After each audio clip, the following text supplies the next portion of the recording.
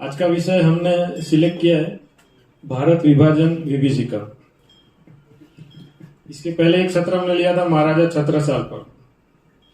आज का विषय जो भारत विभाजन विभीषिका, ये शब्द समूह 3 शब्द से बना हुआ है, भारत, विभाजन और विभीषिका।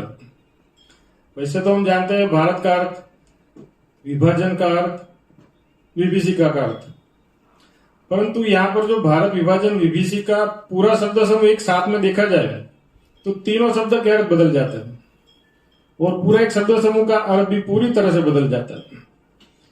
आजकल के छोटे बच्चे को हम बोलेंगे कि भारत का अर्थ क्या है, तो भारत तो हम ऐसे देखेंगे कि भी इतना जो पॉलिटिकल मैप है वही भारत, मगर क्या ऐसा है? डेफिनेटली ऐसा नहीं है। क्यों? क्योंकि विष्णु पुराण में हमारा एक सूत्र लिखा हुआ है जो यहाँ पर भी बैनर में लगा हुआ है कि हिमालय के नीचे और समुद्र से ऊपर जो पवित्र भूभाग है वो भारत कहलाएगा और उसकी संतति भारती कहलाएगी। तो विष्णु पुराण तो हजारों वर्ष पुरा है, तो उसकी जो भूभाग विस्तार है वो आज के भारत के साथ तो मेल खाता नहीं। दूसरा, विभाजन। विभाजन में ऐसे मानेंगे कि विभाजन का मतलब छोटी मोटी बातों का कुछ पार्टीशन हम कर लेंगे, ऐसा बिल्कुल नहीं है। ये भारत वर्ष का विभाजन हुआ और भारत का विभाजन होके भारत बना तो फिर भारत का विभाजन का अर्थ ही बदल जाता है। विभीषिका, विभीषिका का अर्थ त्रासदी हो जाती है, त्रासदी, बड़ी भयंकर त्रासदी का अर्थ विभीषिका होता है। तो भारत विभाजन विभीषिका हम आज पूरी तरह से डिटेल में समझेंगे। ऐसा जब मैंने 3 महीने इसका स्टडी किया हुआ है तब तो मुझे पता चला कि जो हमको इतिहास भारत विभाजन विभीषिका तो ऑलमोस्ट पढ़ाया नहीं गया, और जो भी पढ़ा गया है पूरे का पूरा ब्लंडर है, पूरा का पूरा ब्लंडर। यहाँ पर एक जरा आपको लगेगा कैसे मैं बता रहा हूं, ये जो पट्टी जो दिख रही है उस पर थोड़ा मैं फोकस करूंगा। भारत आदि अनादिकाल से हुआ, शाश्वत धर्म हमारा सनातन धर्म है। भारतवर्ष आदि अनादिकाल से, युगों युगों से, तो युगों युगों से जो भारत हमारा बना हुआ है, कितने समय में पार्टीशन हो गया लगभग हमको पता नहीं है। जरा 2 सेकंड आप सोचिए कितने समय में भारत का पार्टीशन हो गया। केवल 7 साल में, केवल 7 साल में। ये युगों युगों हमारी जो समय देखते हैं ना, ये जो ब्लैक पट्टी छोटी वाली रखी है मैंने पूरे सोच समझ के रखी है, केवल इतने पार्ट में हमारा डिवीजन हो गया, विभाजन हो गया और भारत बढ़ गया, और 7 साल में तो कट गए हम लोग। ये हमको पढ़ाया नहीं गया, बिल्कुल नहीं पढ़ाया गया। क्यों? 1940 में पहली बार 1940 में वेरी फर्स्ट टाइम पाकिस्तान प्रस्ताव नाम का एक प्रस्ताव पारित हुआ। मुस्लिम लीग ने पहली बार पाकिस्तान प्रस्ताव पारित किया। उसके पहले पाकिस्तान नाम का कोई कंसेप्ट ही नहीं था, कभी कंसेप्ट ही नहीं था, हमको पता नहीं होगा। और 1947 में तो हमारा डिवीजन भी हो गया। तो युगों युगों से, आदि अनादिकाल से हमारा भारतवर्ष है। तो केवल 7 साल में 1940 से लेकर 47 तक हमारा डिवीजन हो गया। तो ये भी विभाजन कोई इजीली नहीं हुआ था कि भी चलो हमने बोले ऐसे टेबल में बैठ गए और आमने सामने बैठे कि भी हमारा भूभाग, आपका ये भूभाग, आपकी इतनी जमीन उतनी जमीन, ऐसे डिवीजन नहीं हुआ था। 1940 में मुस्लिम लीग ने जब एक प्रस्ताव पास किया, पाकिस्तान प्रस्ताव। आदि अनादिकाल से हमारा भारतवर्ष है, सनातन संस्कृति यहाँ पर है, सब लोग साथ में रहते हैं। तो एकदम से आप जरा ध्यान से सुनिएगा, एकदम से 2 राष्ट्र की थ्योरी टपक गई। 2 राष्ट्र थियरी। मुस्लिम लीग ने बोला कि भी जो यहाँ पर है भारत राष्ट्र एक राष्ट्र नहीं है, यहाँ पर 2 राष्ट्र है। कौन से? एक मुस्लिम राष्ट्र और एक हिंदू राष्ट्र। तो मुस्लिम राष्ट्र और हिंदू राष्ट्र दोनों एक साथ में नहीं रह सकते, इसलिए हमारा मुस्लिम राष्ट्र अलग से चाहिए और मुस्लिमों के लिए एक अलग होमलैंड चाहिए, समझ लो। तो जो आदि अनादिकाल से हम यहाँ पर रहते हैं, ये हम देखते हैं यहाँ के शंकर भगवान, राम राज्य था, वेद शास्त्र पुराण, राम राज्य तो लगभग मानव संस्कृति का आधे भूभाग पर राम राज्य था। तो यहाँ पर हम युगों युगों से रहते हैं और एकदम से मांग लिया 1940 में कि भी हमारा भूभाग हमको चाहिए, हमारे से छीनने के लिए। तब जाके उन्होंने 1940 के बाद में ऐसा हुआ कि एक तरफ तो असहकार आंदोलन वगैरह हम पढ़ते हैं कि भी अंग्रेजों के सामने वो असहकार आंदोलन चलता रहता था। उसमें 1940 के बाद में अब उनका रंग ढंग हिंदुओं के प्रति व्यवहार बदल दिया। जैसे हम आज देखते हैं जो मेवात में हुआ, कुछ छोटे मोटे पत्थरबाजी हो रही थी। जैसे हमारी शोभा यात्रा निकल रही है तो शोभा यात्रा में पत्थरबाजी जब देख रहे हैं, सेम टू सेम उधर स्टार्ट हो गया था। तो यहाँ की सिचुएशन और 1940 की सिचुएशन में कोई ज्यादा बदलाव नहीं है। तो जब हिंदुओं की लड़कियां मेला जाती थी तो उन लोगों को भी परेशान कर दिया जाता था। ऐसे ऐसे एकदम से कोई बहाना ढूंढते रहते थे कि हिंदुओं के साथ झगड़ा कैसे करें। हिंदुओं के विस्तार में गाय को सजा के ले जाते और बाहर जाके फिर वहीं से गाय काटते थे। उनको जो उन लोग का जो ताजिया वगैरह निकलता था तो जानबूझ के वो हिंदू के विस्तार में मीन्स उन्होंने आक्रामकता दिखानी शुरू कर दी एकदम से। पाकिस्तान प्रस्ताव पास किया उसके बाद में, और धीरे धीरे आक्रामकता बढ़ती गई। जब कांग्रेस ने मुस्लिम लीग को बताया कि आप असहकार आंदोलन में सहयोग दीजिए, तो बोले हमको असहकार आंदोलन से हमको क्या लेना देना, अंग्रेज तो वैसे भी चले जाने वाले हैं। तो फिर हमको तो हमारा मुस्लिम लैंड चाहिए, पाकिस्तान हमको बनाना है, नो इफ नो बट, कोई भी कीमत करो पाकिस्तान तो लेकर ही रहेंगे। तो शुरू में तो गांधी बोला था कि मेरी लाश के 2 टुकड़े हो गए, उसके बाद में भारत का विभाजन होगा। भले ही वो बाद में कुछ हुआ नहीं, वो अलग बात है। बाद में तो उन्होंने भी एक्सेप्ट कर लिया था, कांग्रेस ने भी एक्सेप्ट कर लिया और गांधी ने भी एक्सेप्ट कर लिया कि भाई चलो डिवीजन कर लो, उसमें ही मजा है। उसकी भी अलग थियरी है क्या। लेकिन फिर भी ये होता कि मुस्लिम लीग की आक्रामकता बढ़ती गई। ये हमको सिखाया नहीं गया। हुआ क्या था कि भाई विश्व युद्ध हो रहा था, सेकंड विश्व युद्ध। तो सेकंड विश्व युद्ध में इंग्लैंड जीत तो गया, लेकिन आर्थिक तौर पर वो पूरी तरह से वो बिछड़ गया था। तो उन्होंने मनोमन डिसाइड कर लिया था भारत को छोड़ के जाना ही है। तो जब जैसे हमने देखा अमेरिका एकदम से धड़ाक करके अफगानिस्तान छोड़ के कैसे अफरा तफरी में भाग गया, वो सिचुएशन उनके मगज में आ गई कि भाई हमको भारत को छोड़ना ही है।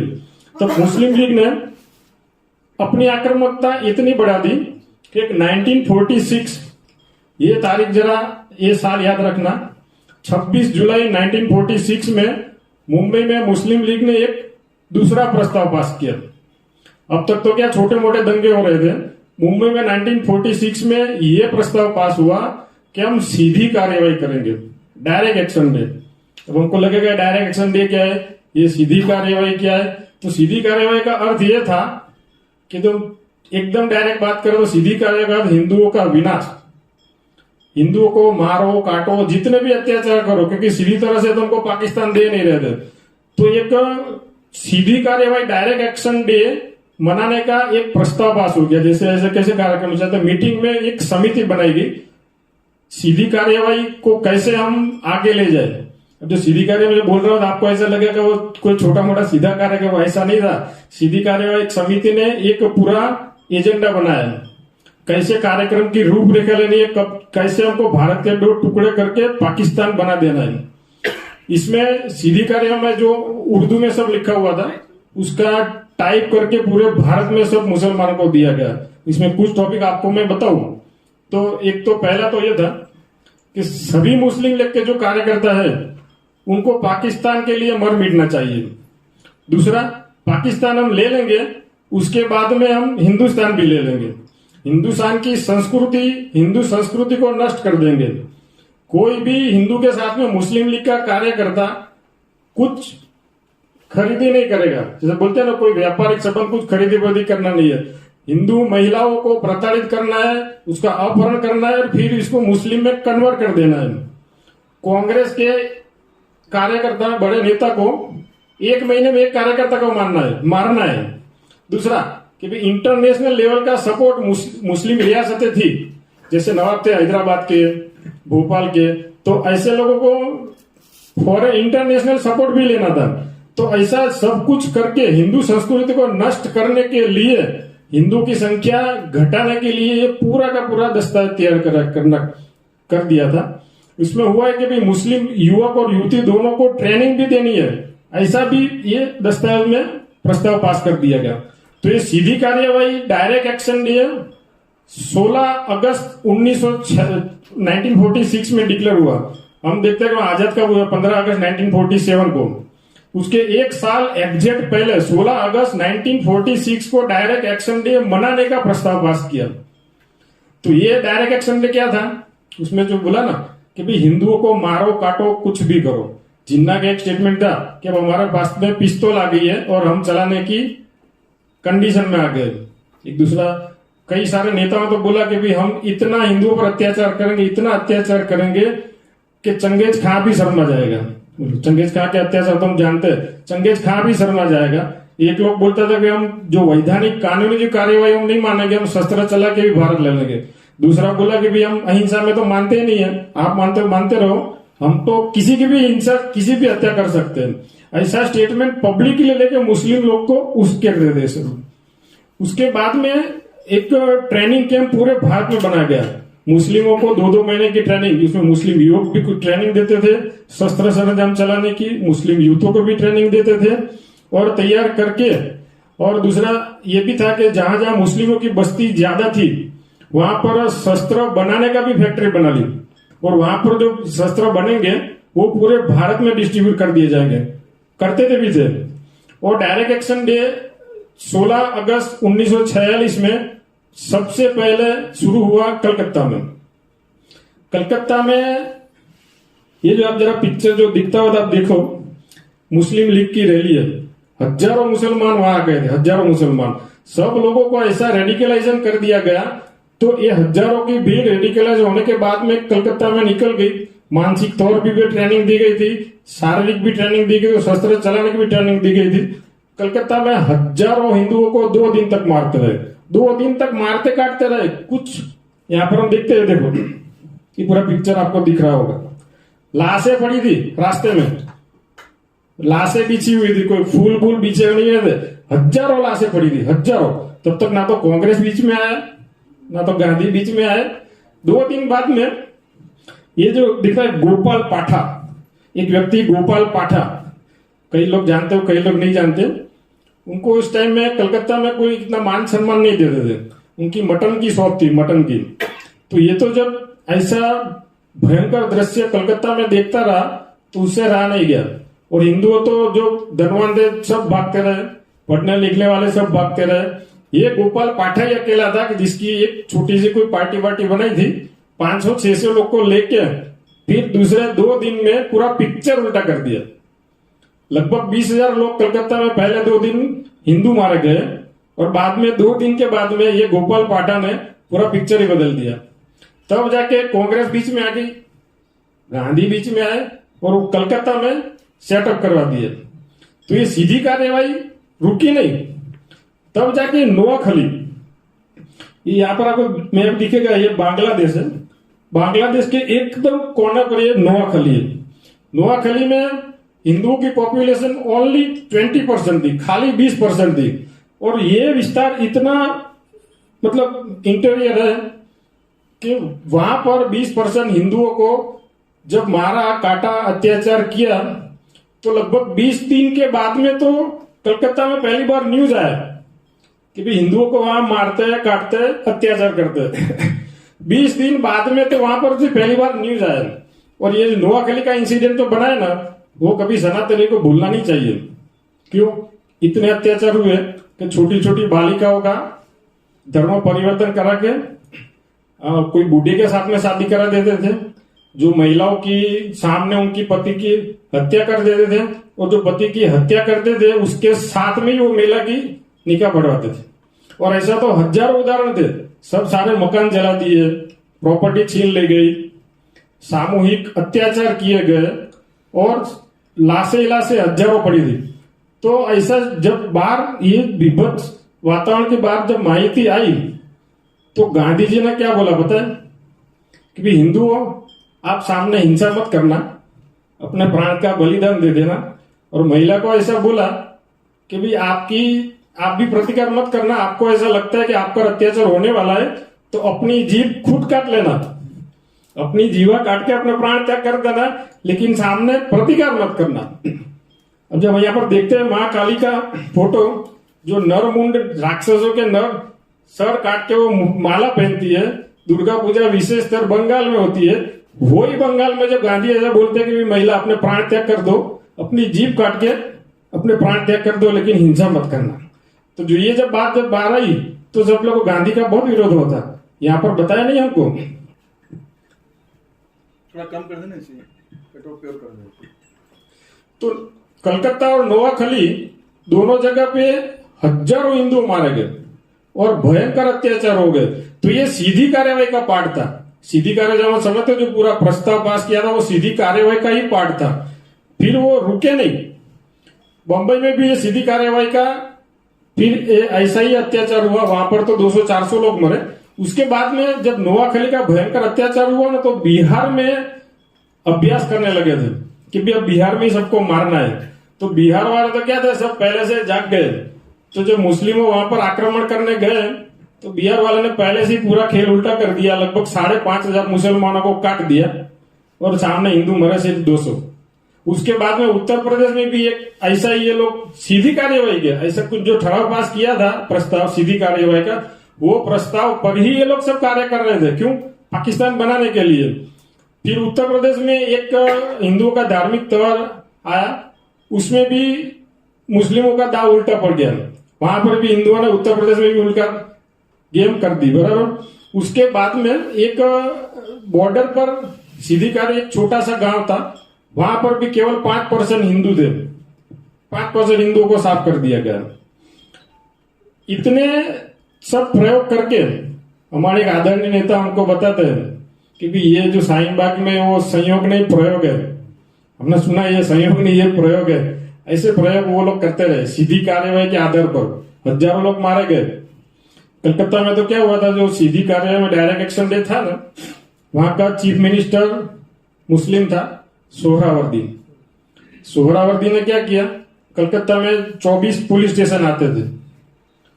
24 पुलिस स्टेशन में 22 पुलिस स्टेशन में हिंदुओं को ट्रांसफर करके मुस्लिम पुलिस अधिकारी रख दिए, बाकी बचे 2। वो 2 पुलिस स्टेशन में एंग्लो इंडियन पुलिस अधिकारी रख दिए और 24 पुलिस स्टेशन के ऊपर जो डीसीपी लेवल का अधिकारी होता है वहां पर भी मुस्लिम रख दिया। और ऊपर तो बैठा था वो मुख्यमंत्री बैठा ही था। इंटरिम गवर्नमेंट थी। आपको लगेगा अंग्रेज सरकार, तो ऐसा नहीं, इंटरिम गवर्नमेंट होती थी सब प्रांत में। और उसके ऊपर जो नेहरू उसके अध्यक्ष थे। तो उसने ऐसा सोहरावर्दी ने किया, वो पुलिस कंट्रोल रूम में बैठ गया था। पुलिस कंट्रोल रूम में बैठता रहता था, जितने भी दंगे करो, मुस्लिम राष्ट्र बनाना है, मैं बैठा हूं, आपको कोई रोक नहीं पाएगा। अंग्रेज पुलिस कभी कभी किसी को पकड़ के लेकर आती थी, मुसलमान को वो छोड़ देता था। तो पूरा कंट्रोल है। लेकिन जब पूरा दाव उल्टा पड़ गया तो सोहरावर्दी नोआखली जाके पूरा कांड कर दिया था। तब जाके 5 मार्च 1947 लगभग उत्तर भारत के मेजोरिटी पार्ट में उन्होंने एक साथ अत्याचार शुरू कर दिए। एक साथ में, पहले तो छोड़ी एक सिटी था। और ये लोग ऐसा नहीं देखते थे कलकत्ता बड़ा सिटी है कि बम्बई बड़ा सिटी है, नोआखली छोटा गांव था, कोई छोटा गांव, बड़ा सिटी, मेट्रो सिटी, छोटा गांव, ये ज़ोंबी को कुछ लेना देना नहीं होता है। उनको अपने टारगेट पार करना होता है तो अत्याचार करते ही रहते हैं। इसलिए हमको एक याद रखना चाहिए कि बड़ा सिटी है कि छोटा सिटी है, उसको ये ज़ोंबीज लोगों को कुछ लेना देना नहीं होता। उसके बाद में पूरे उत्तर भारत में हुआ सबसे ज्यादा अमृतसर में जो स्वर्ण मंदिर है, सुवर्ण मंदिर। तो पहले मुस्लिम लीग ने यही ठान लिया था कि अमृतसर को हमको कैप्चर कर लेना है। क्यों? तो वहां पर 50% हिंदू पॉपुलेशन भी थी। और जो अमृतसर हम ले लेंगे तो बाकी आसपास के विस्तार में वैसे हिंदू डर जाएंगे, तो छोड़ के भाग जाएंगे। तो मुस्लिम लोग ने उन्हें एक छोटी सी सेना बनाई थी। तो उनकी जो सेना होती है ना, वो लाहौर से ट्रांसफर करके अमृतसर में पूरा हेडक्वार्टर बना दिया था। मगर क्या कि वहां के हिंदू और सिख भाइयों ने पहले ही दिन से गोली का जवाब गोली, पत्थर का जवाब पत्थर और बम का जवाब पत्थर पहले ही दिन से देना शुरू कर दिया। वहां पर अमृतसर में कोई अहिंसा का झुंझुना नहीं बजाते थे ये लोग। अहिंसा का झुंझुना बजाते छोड़ के सामने हिंसा करने लगे। तो अमृतसर में लगभग 6 महीना ये चला। 6 महीना काउंटर अटैक चलते रहे पूरे अमृतसर में। तब जाके जो वहां की बॉर्डर वॉल होती है ना, हमारे सिटी की वॉल, अंदर से सब मुस्लिमों को मार दिया और भगा दिया। तो बाहर जो लोग खड़े थे उसमें एक दिन टारगेट करके ऐसी फायरिंग की तो पूरे मुसलमान भाग के फिर पाकिस्तान चले गए। तो अमृतसर उन लोगों को पाकिस्तान को अंदर ऐड कर देने का पूरा प्लानिंग थे, लेकिन वहां पर हिंसा का हथियार हमने भी अपनाया तो वहां अमृतसर पाकिस्तान में जाने से बच गया। अमृतसर में इतनी मारकाट तो हुई थी, जवाहरलाल नेहरू वहां पर गए एक बार। तो देखा भी ये इतनी तोड़फोड़, यहाँ तो कुछ बम बम फटे हुए लगते हैं। तो कहे सर बम नहीं फटे, ये तो सब मारदारी चल रही है। तो कुछ हिंदू प्रतिनिधि वहां पर नेहरू को मिलने गए। ये जरा सुनने वाली बात है कि हमको हिंदुओं को सुरक्षा दो। तो नेहरू बोले कि भाई हमारी सरकार इंटरिम गवर्नमेंट है, वो आपको सुरक्षा दे ही रही है, मैक्सिमम प्रयत्न कर रहे हैं, बाकी तो आपको अपना स्व बचाव करना पड़ेगा। नेहरू का जवाब था। तो बोले सर तो हमको हथियार दो। तो हथियार आप मांगोगे तो मुसलमान भी मांगेगा, उनको भी देना पड़ेगा, तो वो तो हम नहीं कर सकते हैं। तो फिर वो हिंदू प्रतिनिधि से बोले तो हमको जहर दे दो। तब जाते वो नेहरू क्या करता था बता, उस टाइम में वो चीरुट पी रहा था। आपने कभी सोशल मीडिया में फोटो देखा होगा, वो चीरुट पी रहा था, इसे जवाब दे रहा था। उसको जवाब नहीं तो बोले भाई एक बात मेरी सुन लो, ऐसी महीनों से इतनी मारकाट चलती है, उसका तो एक ही रास्ता है कि आप विभाजन स्वीकार कर लो। तब वो प्रतिनिधि बोला कि तो क्या नेहरू जी ये विभाजन स्वीकार कर लेंगे तो अत्याचार बंद हो जाएंगे। तो कुछ जवाब नहीं दे पाया, चीरुट तो पीता ही रहता था। तब सबको पता चल गया कि कांग्रेस ना तो बचा पाएगी, ना तो नेहरू बचा पाएगा। एक हमारे पास पटेल साहब थे, तो वो हमको कुछ बचा सकते थे।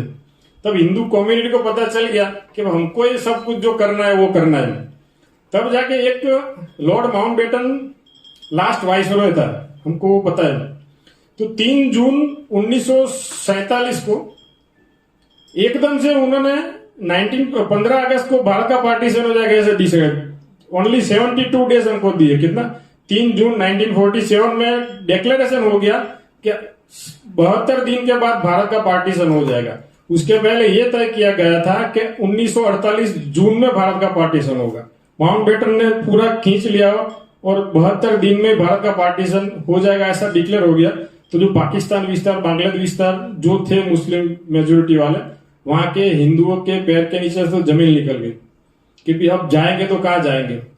तब जाके पूरा सब लोग स्थलांतरित होने लगे, कोई बचाने वाला था नहीं। उसमें फिर क्या हुआ कि जो जंगम प्रॉपर्टी जो होती है, हाँ था और मिलकर और जंगम मिलकर दोनों, तो उसका भी पार्टीशन, पानी का भी पार्टीशन करना था, घोड़ा का भी पार्टीशन कर दिया, इवन टाइपराइटर के भी पार्टीशन हुआ। ऐसी कमेटी बनती थी, पूरे भारत में रिपोर्ट आते रहते कि यहाँ इतने टाइपराइटर पड़े हैं। इवन पोस्ट डिपार्टमेंट की जो पोस्टल टिकट आती है ना, उसका भी पार्टीशन हुआ। मगर ये पार्टीशन एक तरफ होता रहा और एक तरफ हिंदू मरता रहा। यहाँ पर एक पार्टीशन होता, वहां पर हिंदू मरता रहा। दूसरा क्या हुआ कि जब पार्टीशन तो घोषणा कर दी तो राजा तो बहुत सारे थे, रजवाड़े तो थे ही। तो उसमें ब्रिटिश गवर्नमेंट ने एक ये कंडीशन लगा दी कि जो 10 लाख से ज्यादा पॉपुलेशन जिसकी है और वार्षिक आय 1 करोड़ से ज्यादा जो राज्य की है, वो या तो स्वतंत्र रह सकता है, या पाकिस्तान में जुड़ सकता है, या भारत में जुड़ सकता है। 10 लाख से कम वस्ती और 1 करोड़ से कम आए, वो लोग तो किधर भी जुड़ना ही पड़ेगा, ऐसा डिसाइड हो गया। तो क्या हुआ, एक तरफ तो राजा अपने स्वार्थ में भारत में जुड़ जाओ, पाकिस्तान में जुड़, ये चक्कर चल रहा था। दूसरा सेना का भी डिवीजन करना था। ये काम आप समझ सकते हैं, सेना तो एक ही थी, सेना का भी डिवीजन करना था, तो वो भी अफरा तफरी मच रही। तो जरा हिंदू की कंडीशन आप देखोगे तो समझ में आएगा, जो पाकिस्तान में जो हिंदू, बांग्लादेश में जो हिंदू था, उसका बचाने वाला, उसकी सुरक्षा वाला कौन था? सेना भी डिवीजन में थी। जो राजे रजवाड़े थे वो भी अफरा तफरी में पड़े हुए थे। एक हमारे पास पटेल साहब का कार्ड था, तो पटेल साहब तो हम सब जानते हैं, रजवाड़े को इकट्ठा करने में तो पड़े थे। ये तो हैदराबाद चला जाता, जूनागढ़ चला जाता।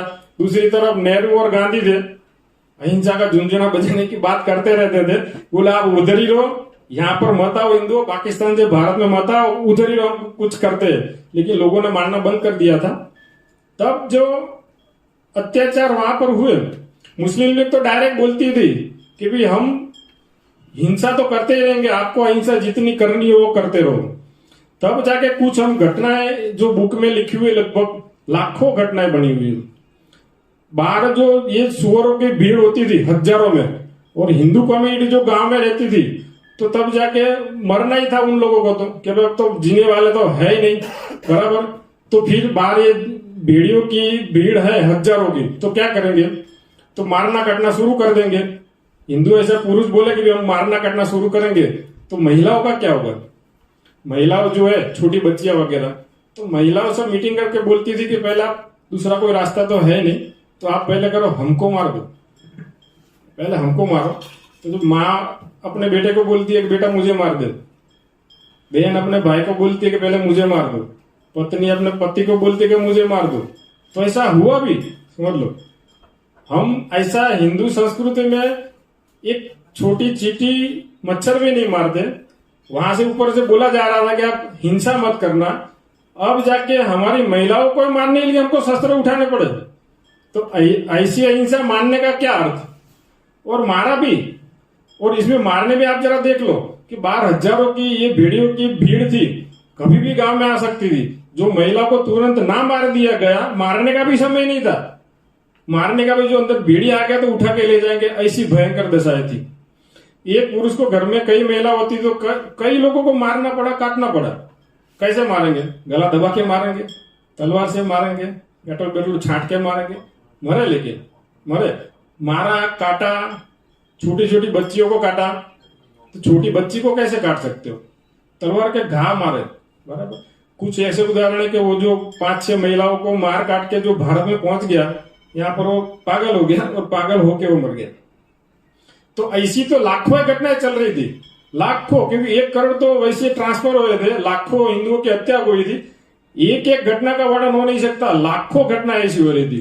कई गांव के तो कुएं महिलाओं से भर गए थे। एक घटना तो ऐसी है कि गुरु ग्रंथ जो गुरुद्वारा होता है उसका ग्रंथी था, उसको मुसलमानों ने बोला भी कल सुबह तक मुसलमान बन जाना, नहीं तो मजा नहीं आएगा। तो वो क्या, वो जो ग्रंथी था उसकी 2 छोटी बच्ची थी, तो उसकी पत्नी सब तीनों को लेके पास के कुएं में गया। तो कुएं में बोला देखो बेटा ये क्या है, तो ऐसा बहाना बता के देखा, तीनों को धक्का मार दिया, ऐसे उसको मार दिया। फिर जाके वो तलवार लेके कई मुसलमानों के सामने भिड़ा, लेकिन मर गया। एक घटना तो ऐसी थी कि भी जो सब लोग दुकान में पुरुष लोग गए हुए थे बाजार में, तो वहां पर पुरुषों को तो काट दिया। तो ये गांव में जो भरा था लगभग एजेड पर्सन ज्यादा थे और महिला ज्यादा थी। तो अब एजेड पर्सन जो वृद्ध लोग थे वो तो मीटिंग की कि अब हम ये महिला बेटियों की सुरक्षा कैसे करेंगे, हम तो कर नहीं पाएंगे। तो जब ऐसा हमारे गांव में रात को क्या होता है, अभी सत्संग होता है गांव में, लगभग हम इकट्ठे होते हैं तो सत्संग करने को अच्छा काम कर, वहां पर मीटिंग हुई कि महिला को हम बचाएंगे कैसे, बचना तो है ही नहीं। तो बोले अब कुछ आइडिया दो, कैसा आइडिया का, इनको मारे कैसे। बोले अब सनातन संस्कृति ऐसी तो कहां पर पहुंच गई थी कि ऐसी मीटिंग करनी पड़े कि हमारी महिलाओं को मारे कैसे। तो एक ने आइडिया दिया कि चलो वो तलवार के घा से मारते हैं। तो जो बूढ़े लोग होते हैं वो के बारे इतनी हमारी थोड़ी हिम्मत चलेगी, चींटी नहीं मारी है। तो दूसरा एक नया आइडिया लेकर आया कि जो भूसा, जो घास है ना, उसको क्या भूसा, भूसा होता है, एक पूरा मकान होता है, बड़ा बड़ा बिल्डिंग, उसमें सब महिलाओं का रख भी जला देते हैं सबको। ऐसी मीटिंग हो रही थी। तो जो एक वक्त भगवान राम ने हमको राम राज्य इसलिए दिया था, शिवाजी महाराज, महाराणा प्रताप ने जो सनातन की तपस्या की इसके लिए की थी, महाकाली माता ने जो राक्षसों मार के नरमुंड बना के माला पहनी थी इसके लिए बनाई थी, भगवत गीता जो हमको सुनने के लिए तो इसके लिए, हमारी महिलाओं को जला के मार देने के लिए बनाई थी। ऐसा हिंदू समाज का इसलिए पतन हो गया कि जो अहिंसा का झुंझुना बजाते रहो, झुंझुना बजे तो बजाते बजाते ऐसी हालत हो गई। तो उसमें क्या, वो गांव का तो थोड़ा भाग्य था कि भाई वो बूढ़े लोग तो मार नहीं पाए, ऐसा हम नहीं कर पाएंगे, आज रात रहने दो, कल की बात कल। तो कल क्या हुआ, उसमें दूसरे दिन सुबह में वैसे 2 सेनाएं थी, हिंदू सेना और बलोच सेना, पाकिस्तानी सेना। वो तो थोड़ा थोड़ा डिवीजन चलता रहता था। तो बलोच सेना वो गांव में आ गई, तो सबको बुलाया चलो बाहर आ जाओ और हम आपको कैंप में ले जाते। कई जगह कैंप लगे थे सरकारी, ऐसा नहीं था कि अभी मार्केट लगाना ही पड़े, क्योंकि थोड़े इंटरनेशनल लेवल के दबाव तो थी। तो आपको कैंप में ले जाते। और बात जब से बाहर भीड़ आई ना, तो देखा तो वो लोग अपने शस्त्र बराबर फिट कर रहे थे। बलोच सेना पाकिस्तान की सेना। तो इन लोगों को पता चल गया कि मार दिए जाएंगे। तो भाग्य इन लोगों का ये था कि तब तक हिंदू सेना आ गई और इन लोगों को बचा के फिर ले गई। लेकिन बात ये सोचने वाली बात है कि जब रात को ये जो डिसाइड करते थे ये लोग, जरा ये थोड़ा इमेजिन करो कि इतनी सनातन संस्कृति, शाश्वत संस्कृति, और भूमि भी कौन सी, गुरु गोविंद सिंह वाली भूमि, वहां का ये घटना है। रात को मीटिंग करो तो महिलाओं की क्या दशा होती होगी कि भी आपको जलाएंगे। कोई छोटी बच्ची होगी उसकी माँ को तो पूछती होगी कि भी माँ मुझे ये जला देंगे, क्यों जला देंगे। तो माँ उसको क्या समझाएगी कि बेटा तुमको क्यों जलाना है, क्यों मारना है, क्यों काटना है। तो इतना समाज हमारा गिर गया। एक तरफ तो भगवान राम राज्य जो एकदम सनातन धर्म का टॉप लेवल, और उससे जो भारत विभाजन की विभिषा इतने निम्न स्तर पर हम गिर गए, इतने नीचे की स्तर पर। ये तो हमको ये इसलिए भारत विभाजन विभीषिका का विश्लेषण करना चाहिए, नहीं तो क्या फ्यूचर में ये प्रॉब्लम होते रहेंगे। ये गांव वाले तो बच गए, दूसरे में तो इतनी सारी घटनाएं। एक तो मकान मालिक थी महिला, हिंदू महिला, उसके नौकर मुसलमान थे। तो वो मुसलमान नौकर महिला अपनी सेठानी को घसीट के मंदिर बनाया था, उसने मंदिर बनाया था उसके बड़े घर में। तो वो मंदिर में ले गया, वहां पर बोले कि तेरे राधा कृष्ण भगवान है, उसको बोल कि तुझे बचाए। अब क्या करे, वहीं पे मार दिया और फिर भगवान की मूर्ति भी तोड़ दी। तो ये नौकर, तो किसके ऊपर ट्रस्ट करना नहीं करना इसके लिए तो हम सब जानते ही है। दूसरी एक घटना ऐसी है, जो ट्रेन वाली घटना हम सुने ना, ये मैं पिक्चर बता हुई है। सनातन धर्म ये हमारे सब आदर्श, हमारे वेद पुराण सब सिखाया है कि भी अहिंसा परमो धर्म, धर्म हिंसा तथैव च। धर्म के लिए हिंसा भी प्रॉपर है, और धर्मो रक्षति रक्षित, परिषद में, एज में, भाजपा में सब जगह लिखते हैं हम धर्मो रक्षति रक्षित। धर्म की रक्षा करेंगे तो हमारी रक्षा होगी। लेकिन तो ये दशा फिर क्यों आई है भागने की? पूरे की पूरी ट्रेन, एक ट्रेन में लगभग 4-4 हजार लोग हैं। हम तो पिक्चर में देख सकते हैं, एक इंच भी देखो, ऊपर भी बैठे हैं अंदर भी बैठे हैं, एक इंच जगह नहीं होती थी। पहने के कपड़े हुए लेके ये लोग जाते थे। बड़ी बड़ी कोठियां थी, हजारों एकड़ जमीन थी, कुछ नहीं था हाथ में, ऐसे ही सब लोग भागते रहते थे। ये ट्रेन की सुरक्षा के लिए गार्ड्स होते थे, सेना होती थी। इसमें भी क्या होती थी, वो बलोच सेना वाले को साथ में रखते थे। वैसे तो एक दिन तो मार नहीं सकते, तो यहां से जाकर क्या करते, फिर रास्ते में कई ट्रेन रोक दी जाती थी। एक ट्रेन की घटना बताई कि रास्ते में ट्रेन के जो ट्रैक होता है उसमें पेड़ काट के रख दिए। तो फिर वहां पर 200 मुसलमान की भीड़ आ गई। उसमें वहां का एक लोकल मुस्लिम नेता था, उसने बोला कि भाई ये सब काफिर को पहले लूट लो, फिर सबको मार दो, कोई बचना नहीं चाहिए। फिर जाके अंदर जो मारकाट हुई तो सब भागने लगे। वहां पर बलोच सेना थी ट्रेन में, कुछ रखते 10, 15, 20, 50 लोग। तो बलोच पुलिस ने क्या कर दिया, वो साइड में जाके खड़ी रह गई। और जो अंदर जो मारे काटे जा रहे थे हिंदू, जो बाहर भागे, वो सेना के पास में गए, तो सेना वाले गोली से दाएं दाएं दाएं इनको मारने लगे। अब क्या करें, उसमें से कई लोग भागने लगे, फिर क्या करें, एक इधर भागा, एक उधर भागा। इसमें से 2 घटना इसमें वर्णन लिखा हुआ है। एक छोटा बच्चा अपने माँ बाप से, पूरी फैमिली से बिछड़ गया। ऐसी मारकाट में तो कोई डिसिप्लिन से तो जाएगा नहीं लाइन में, तो बच्चा कहीं भटक गया, तो पानी की तरस लगी। कई समय वो घुमा, तो एक बुढ़ा मुसलमान वहां पर पानी के कुएं पास में था, तो पानी मांगा, तो बूढ़े ने पानी तो पिलाया। फिर उसने बूढ़े ने बोला कि मुझे खाना भी चाहिए। ओ, आपको, तुम्हें खाना चाहिए बच्चा? तो कहते नहीं, खाना तो मेरी माँ ने मेरी जेब में चने रखे हुए हैं, वो मैं खा लूंगा। तो जरा ये जो चने वाली बात है वो समझ लो। माँ ने चने जेब में रखे हुए, पता था हम भारत पहुंचेंगे कि नहीं पहुंचेंगे। तो जो मैं जिंदा रहूं, मेरा बच्चा जिंदा रहे, चने देखे जेब में रखेगा तो कुछ दिन तो निकल जाएगा। तो बोले नहीं, मेरे पास चना है, मैं खा लूंगा। तो लेकिन मुझे हिंदुस्तान जाना है। बच्चों ने पूछा वो मुसलमान को, बूढ़े को। तो बोला बेटा तू आज जो बोला है किसी को बोला मत हिंदुस्तान जाना है, ये रास्ते पर चले जा, रावी नदी क्रॉस करके हिंदुस्तान आ जाएगा। लेकिन एक बात समझ लेना, उसने बोला वो बच्चे को कि भाई सारे मुसलमान बुरे नहीं होते। तो वो तो बच गया, कुछ 1-2% थे कि जो सही लोग मिले थे। लेकिन 1-2 लोगों के चक्कर में हम पूरी हिंदू संस्कृति को डैमेज में नहीं रख सकते। हमको टेस्टिफाई करना पड़े कौन सच्चा है ना कौन झूठा है। क्योंकि ऐसी घटनाएं कैसे हो गई थी कि जो गांव के गांव पूरी भेड़ियों के साथ में पाकिस्तान में चारों तरफ से अटैक हो रहा था, हजारों की भीड़ में। तो कई बार क्या होता है, पड़ोसी भी तो मुसलमान होता है, तो कई लोग ने बचा लिया। तो एक को लगा कि इसने बचा लिया तो वो भी मुझे बचा लेगा।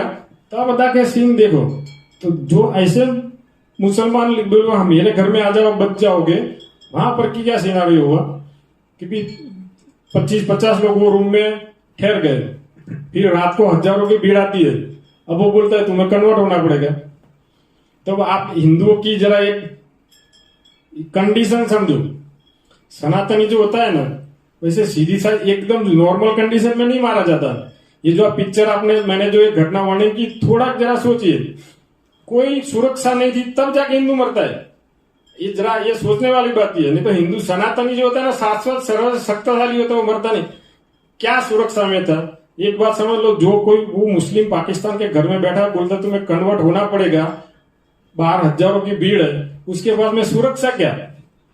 ना तो नागरिक था वो पाकिस्तान का, बचा नहीं था, ना तो उसके पास कोई प्रॉपर्टी थी, ना तो सेना थी, ना तो पुलिस थी, ना तो हथियार थे, ना तो पैसा था, ना तो खाना पीना था, कुछ भी नहीं था। वो अंदर घर में जाके वो उसका पड़ोसी बोलता है कि कन्वर्ट होना पड़ेगा। तो ये सनातन धर्म हम कहां पर लेकर जाके, ये बात सोचने वाली बात है कि 25 लोग आप बोले कि मरना ही है और कन्वर्ट हो जाओ। ऐसे हजारों लाखों लोगों को कन्वर्ट कर दिया, लाखों लोगों को कन्वर्ट कर दिया। तो ये इसका विश्लेषण करना चाहिए। भारत विभाजन विभीषिका जो है, इसका विश्लेषण नहीं करेंगे तो फ्यूचर में हमको प्रॉब्लम हो ही सकती है। ऐसी कई घटना है कि जो लोग भागते निकल तो गए, तो रास्ते में ऐसा तो है नहीं कि ये पाकिस्तान की, समझ लो यहां से कोई आता हो यहाँ, तो रास्ते में पीना खाना तो चाहिए, तो कुएं में जहर डाल देते थे, तो हजारों लोग तो पानी पी के भी मर जाते थे। कई सरकारी कैंप होते थे, ऐसा नहीं था कि मारकाट हर जगह हो रही थी, क्योंकि पुलिस कई जगह होती थी, कई जगह सेना भी होती थी, ड्रामा तो करना पड़े। खाने में जहर मिला के भी हजारों हिंदुओं को मार दिया गया। कई डॉक्टर ऐसे थे कि ट्रीटमेंट लेने जाए तो जहर देके हिंदुओं को मार देते थे। एक घटना तो ऐसी है कि एक हिंदू महिला का पति एक्सपायर हो गया, तो अंतिम संस्कार करने के लिए तो स्मशान में गए। तो स्मशान में उसकी चिता को अग्निदाह जैसे दिया, थोड़ा समय गया तो हजारों मुसलमानों की भीड़ वहां पर आ गई, तो वहां पर जो गए थे सबको मार काट दिया।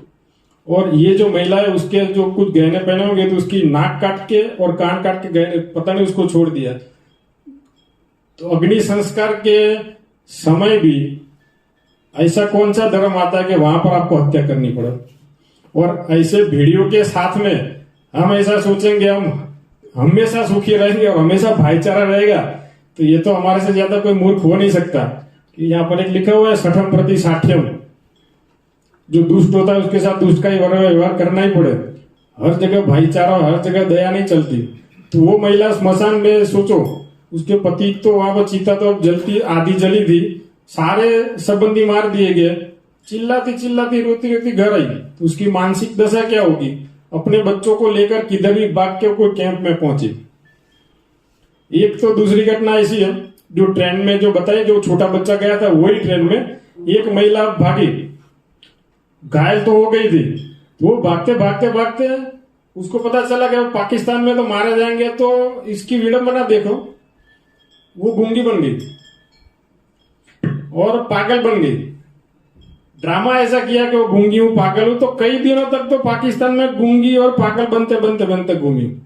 कोई धनवान हो, शिक्षित हो, ऐसी महिला, जो हमारे यहाँ हिंदू धर्म में तो लक्ष्मी तरह का पूजा जाता है, तो पूरा हिंदू समाज ने ऐसा तो क्या किया कि एक हिंदू महिला को ऐसे भीड़ियों के सामने पागल और गूंगी बनके कई दिनों तक पाकिस्तान में घूमी हो, कई दिनों तक।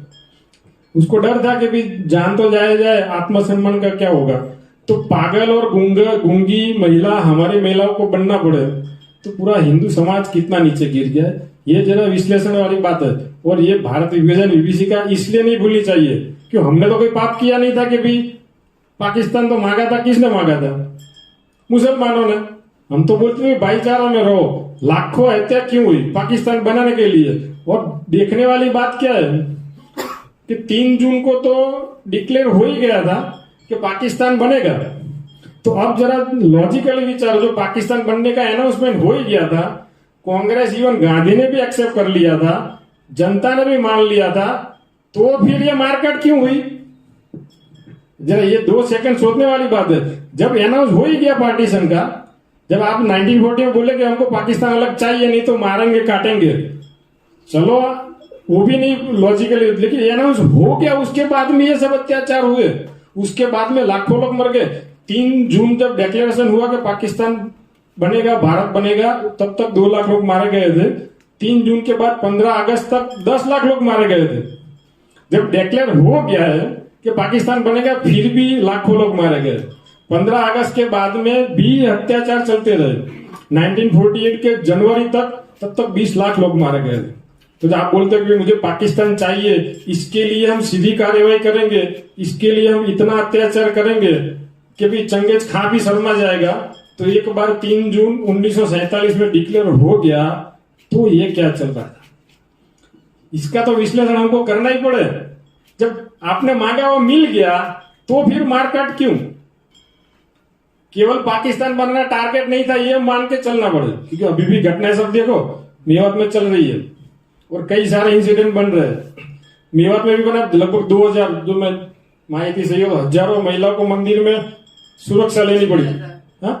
6000 महिलाओं को 2 दिन पहले मेवात में हमारे भारत में सुरक्षा लेनी पड़ी। तो ये क्या था? तो जो हमारी सरकार है, हमारा देश अभी है जो शेष भारत बचा है, तो जरा सोचिए, यहाँ पर तो ऐसा है कि लगभग जो 5-10 मिनट 1 घंटा फोर्स जल्दी पहुंची नहीं होती, तो यहाँ पर भी कुछ खूना खराबा हो जाने वाला था मेवात में अभी के समय में। तो पाकिस्तान में क्या हुआ होगा? तो इसका विश्लेषण नहीं करेंगे तो किसका विश्लेषण करेंगे? और इसको हम भूल जाएंगे तो फिर हम करेंगे क्या भविष्य में? भविष्य सुधारने के लिए इतिहास को जानना ही पड़ेगा, और ऐसा इतिहास जो भूल जाएंगे तो चलेगा नहीं।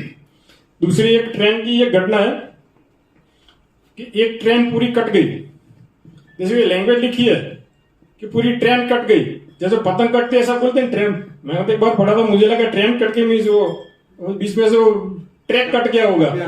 हाँ, डब्बे अलग हो गए। तो हमारी ट्रेन के रूप की आगे वाली ट्रेन कट गई इसलिए।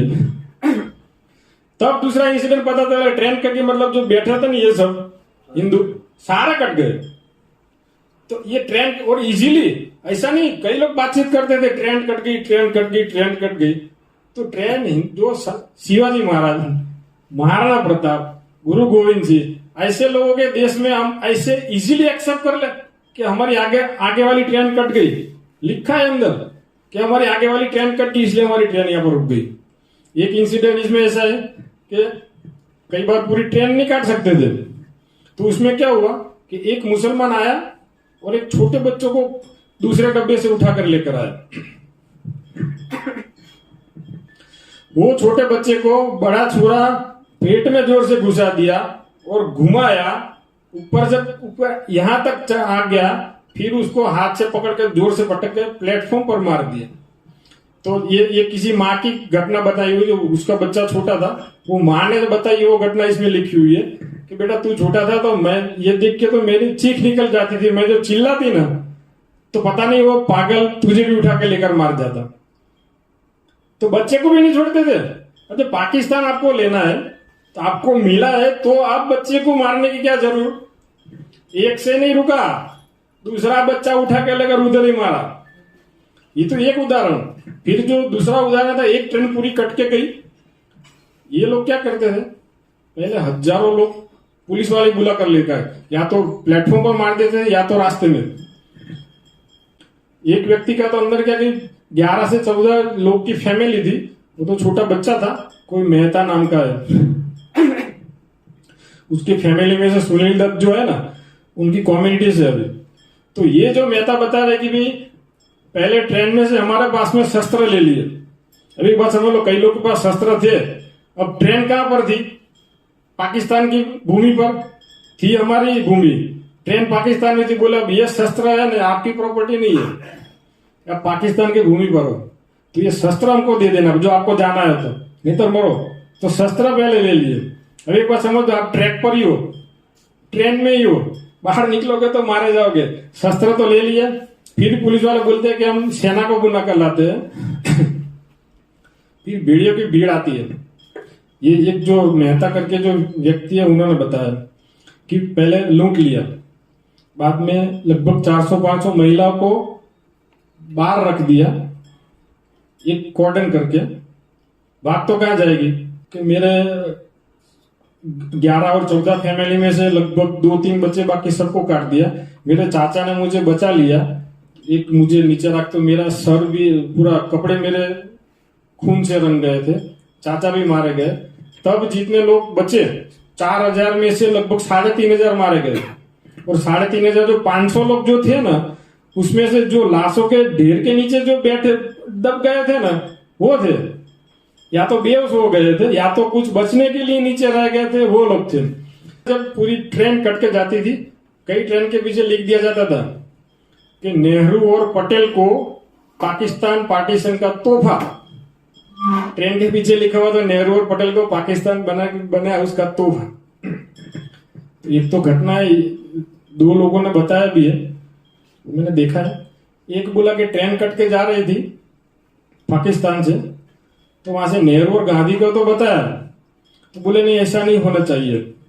लेकिन जो पाकिस्तान में जो व्यक्ति था हिंदू, वो इंटरव्यू बताने वाला को बताता है कि वहां पर पाकिस्तान में ऐसी बात हो रही थी कि पटेल ने बोला है कि भी अब मैं 2 ट्रेन काट के भेजूंगा। तो एक ट्रेन कट के भारत से आई, फिर से 3 ट्रेन कट के आई, तब जाके वहां से ट्रेन कटना बंद हो गई। ऐसी तो लाखों घटनाएं बनी हुई थी, लाखों घटनाएं। और हमको ये क्या सिखाया गया, हमने आपने इतना सुना, सिखा गया हमको तो यही सिखा गया है कि भाई हमको आजादी मिली बिना खड़क बिना ढाल। क्या सिखाया गया? ये तो सिखाया गया बिना खड़क बिना ढाल हमको आजादी मिल गई है। तो बिना खड़क बिना ढाल थी तो ये लगभग 20 लाख ऊपर हिंदू मारे गए, इतने अत्याचार हो गए। तो बिना खड़क बिना ढाल, तो चलो मान लिया बिना खड़क बिना ढाल वाले हिंदुओं को बना दिया, इसलिए तो हिंदू मारे गए। बिना खड़क बिना ढाल, तो ये ब्लंडर नहीं है तो क्या है? तो ये हमको भूलना नहीं चाहिए। दूसरी एक बात बताऊं, तो पाकिस्तान बना वो धर्म के आधार पर बना। अब देखने वाली बात है, जब पार्टीशन हुआ, जब मैंने बताया ना, जो अंग्रेजों ने एक रूल बनाया था कि भी जो राजा को जहां जुड़ना हो वहां जुड़ सकता है। तो अब देखने वाली बात देखो, ब्लंडर नहीं पढ़ाएंगे हमको। जीना कई बड़े बड़े राजवियों को ब्लैंक पेपर पर साइन करके देता था, ब्लैंक पेपर पर, कि आपको जो लिखना हो लिख लो, अंदर जो लिखना हो लिख लो, लेकिन आप पाकिस्तान में जुड़ जाओ। अब पार्टीशन किसके आधार पर किया? धर्म के आधार पर। अब लॉजिकली हम हिंदुओं का समझ, इसलिए ये सब्जेक्ट तो मैं तो बोलता हूँ कभी मत भूलना, कभी मत भूलना, और लोगों को बताना भी। पार्टीशन हुआ धर्म के आधार पर, तो हिंदू राजा को इन्वाइट कर रहा है, हिंदू राजा को इन्वाइट कर रहा है, पूरे कागज में सिग्नेचर देकर आपको जो लिखना हो लिख लो, लेकिन इधर आ जाओ। तो इसमें हुआ ये भी, कई लोग मान भी गए लालच में, कह रहे चलो यहाँ रहेंगे तो कोई क्या होगा। पाकिस्तान में हिंदू राजा, छोटे छोटे राजा नहीं, बड़े बड़े राजस्थान के स्टेट मान गए। अब जो हम सनातन बोलते हैं ना, सनातन धर्म, सनातन शाश्वत शक्ति, और जो सनातन धर्म की तपस्या करता है ना, वो वाइब्रेशन सनातन होते हैं, वो शाश्वत, वो वाइब्रेशन डल नहीं होते कभी।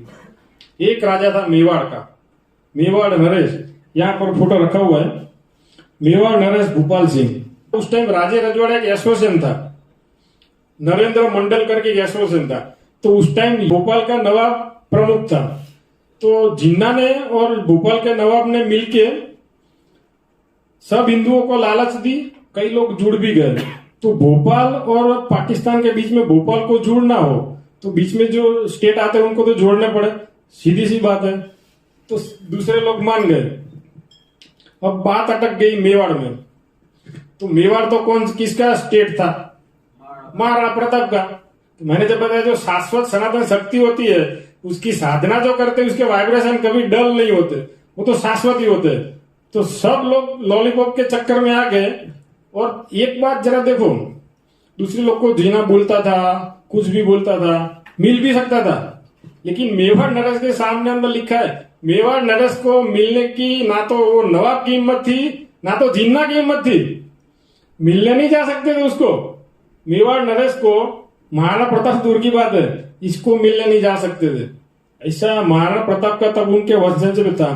तो फिर क्या मिलने नहीं गए, तो जिन्ना ने एक लेटर लिख कर दिया और इसमें सब लालच लिख कर दे दी।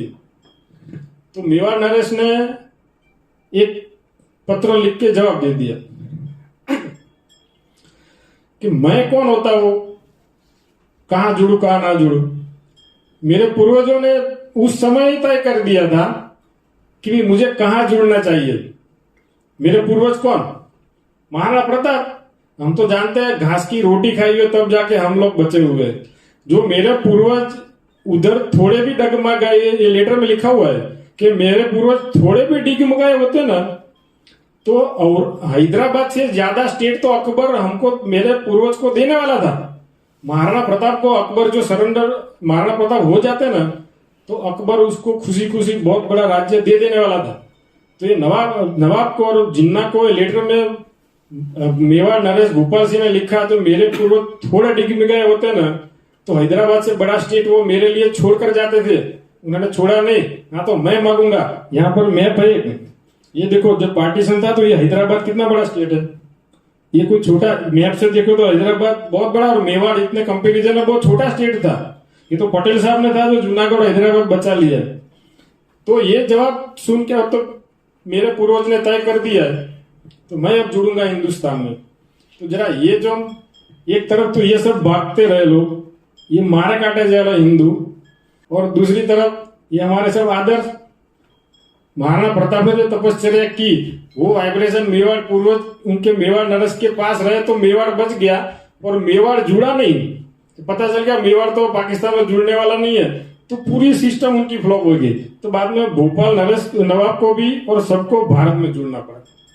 तो बात यह है कि भाई सनातन को भी हमको पूरी अच्छी तरह से फॉलो करना चाहिए। ये तो बात हुई, इतना बहुत सारी घटना है, एक सत्र में हम पूरी ले नहीं सकते। दूसरा कि क्या ये विभीषिका पूरी हो गई है क्या, ये थोड़ा हम विश्लेषण कर ले कि पूरी विभीषिका हो गई नहीं। पाकिस्तान में 1% हिंदू बचे हैं। 1947 में हमारा पार्टीशन हुआ, जो भारत बचा उसको तो शेष भारत है। हम भारत स्वतंत्रता बोलते हैं, इसके मैं तो बोलता हूँ शेष भारत की स्वतंत्रता बोलनी चाहिए। 1947 में हम शेष भारत आजाद हुआ। 1950 में बांग्लादेश में हजारों हिंदुओं को मार के भेज दिया था, 1950 में भी। तो ये कोई सीधी कार्यवाही रुकी नहीं। जो मैंने बताया सीधी कार्यवाही कमेटी ने जो जो लिखा हुआ था कि इतना फॉलो करना है, तो पीएफआई ने पता होगा 102 साल पहले सरकारी एजेंट जांच एजेंसियों ने जो दस्तावेज पकड़ा है ना, ऑलमोस्ट सेम कंडीशन है, ऑलमोस्ट सेम कंडीशन। उन्होंने बोला है कि भाई चिकन नेक काट दो। पता कोई आसाम को जो बॉर्डर है हमारी, ये छोटी वाली ये चिकन नेक काट दो तो ये पूरा विस्तार हम ले सकते हैं, ओपनली बोलता है। और अंदर सब टर्मिनोलॉजी लिखे कि पहले हिंदुओं को मारो, 2047 तक भारत को इस्लामिक राष्ट्र बना देंगे, ऐसा तो लिखा है। तो ये एजेंडा रुका नहीं है। तो हम जो ये भारत विभाजन विभीषिका की जो विश्लेषण नहीं करेंगे, इससे कुछ सीखेंगे नहीं, तो भविष्य में प्रॉब्लम हो सकती है। क्यों? 1947 के बाद में पाकिस्तान हमारे ऊपर 4 युद्ध तो थोप दिए, हमको सबको पता है, कारगिल तक के। उनकी कैपेसिटी तो थी नहीं, पाकिस्तान को पता है ये मेवात में क्यों एक चल रहा है। अब दूसरी बात सोचो, पाकिस्तान जिंदाबाद के नारे अभी भी भारत में लग रहे हैं। भारत पाकिस्तान की मैच आती है तब पाकिस्तान जिंदाबाद के नारे हमने देखे ही है। जेएनयू में, मुस्लिम अलीगढ़ यूनिवर्सिटी में पाकिस्तान जिंदाबाद के तो कई बार नारे लगते हैं। क्यों? 1947 आपको दे दिया, यहां पर क्यों नारा लग रहा है? ये मेवात का अभी क्यों ये चल रहा है? और जो हमारी सेना पर जो 2-3 अटैक हुए, उरी वगैरह, वो क्यों है? आतंकवाद चल रहा है, वो क्यों चल रहा है? केरला फाइल पिक्चर क्यों बन रही है? कश्मीर फाइल पिक्चर क्यों बन रही है? पश्चिम बंगाल में इलेक्शन बाद में ये सब जो हमने अत्याचार देखा क्यों हो रहा है? बॉलीवुड देख लो, बॉलीवुड में जो हिंदू कल्चर को डाउन, हमारे भगवान को जो नीचा दिखाया जाता है, क्यों दिखाया जा रहा है?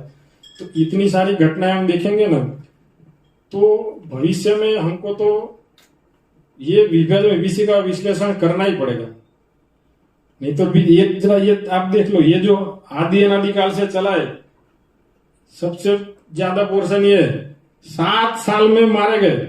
7 साल में 33% पोर्शन हमारा ले लिया गया। तो 7 साल में ले लिएगा, हमको बताया नहीं, हमको लगभग पता ही नहीं है।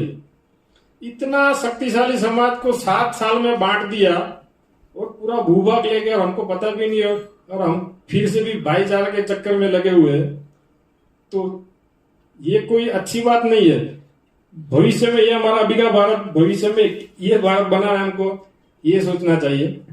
और जो लोग भारत को फिर से विभाजित करने की सोच रहे, सरदार पटेल साहब ने भी अगस्त 1947 में 1947 संविधान सभा दी, उसमें पटेल साहब ने बताया था कि भाई अभी भी कुछ लोग पाकिस्तान तो बन गया, अभी भी भारत के टुकड़े करने में लगे हुए हैं। पटेल साहब ने बताया था कि अभी भी टुकड़े करने लगे हुए हो, एक ध्यान रखना, अब टुकड़े करने वाले की भारत में कोई जगह है ही नहीं, ऐसा आप सोचना तो जरा आप भूल कर रहे हो। और मुस्लिम लीग वाले जो हमसे अच्छे शब्दों बात के बोलते कि आप हमको प्यार करते हैं, तो हमने आपका प्यार पार्टीशन में देख लिया है, इसलिए हमको मूर्ख मत बनाओ और पार्टीशन के अब सोचना भी नहीं तो मजा नहीं आएगा। संविधान सभा में पटेल साहब ने ऐसा बोला था, हमको ऐसा फील हो रहा है कि आप फिर से पार्टीशन करने की सोच रहे हो।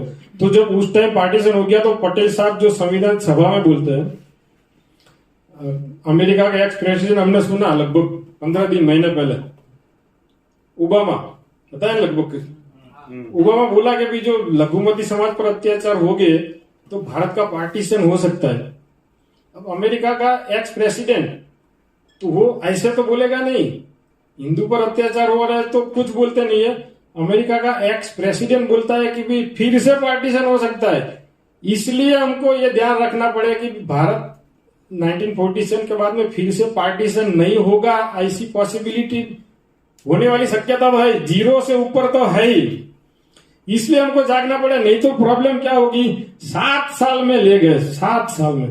और ये जो 1940 के पहले भी कई लोग, वीर सावरकर जी, आरएसएस के गुरुजी, जो कई नेता थे हिंदू महासभा में, बताते कि भाई जागो जागो, तो सब बोल रहे हो आप लोग भड़का रहे हो, भड़का रहे हो आप लोग, माना नहीं। 7 साल में भारत के टुकड़े हो गए, 7 साल में। एक तो ये बता रहा है कि भी बाजू वाला गांव जल रहा था, तो यहाँ हमारे गांव वाले में सब काम धंधा चालू था। पाकिस्तान में हिंदू इतने मतलब बेभान अवस्था में जी रहे थे, पूरा गांव जल रहा था। यहाँ 2 लोग बताने आए कि भाग जाओ, तब जाके गांव छोड़े भागे। तो इतने तो हम मतलब मूर्खतापूर्ण नहीं रह सकते, नहीं तो फिर से मारे जाएंगे। तो हम सनातनी लोग हैं, सनातन धर्म तो पावरफुल है ही, विश्व कल्याण का धर्म सनातन धर्म ही है। हमारी तपस्या डल पड़ जाएगी, तब जाके हमको ये कंडीशन देखनी पड़ेगी। तो हमको हमारे धर्म गुरुओं ने, हमारे आदर्श भगवान ने जो बताया वो रास्ते पर चलेंगे तो फिर से भारत का पार्टीशन नहीं होगा।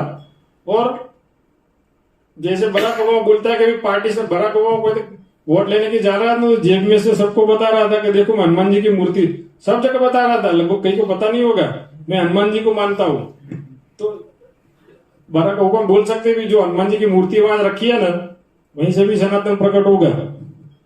हमारे धर्मगुरु जो हमको बता रहे वो रास्ते पर हम चलेंगे ना तो सनातन प्रकट होगा।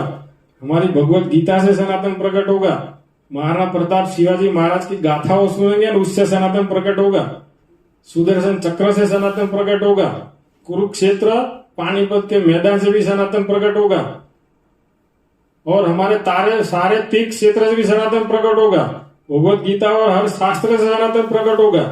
आपको पता नहीं होगा बापा रावल ने सुअरों को मेवाड़ से मार मार के तुर्की तक भगाया था, वो सारी भूमि से सनातन प्रकट होगा।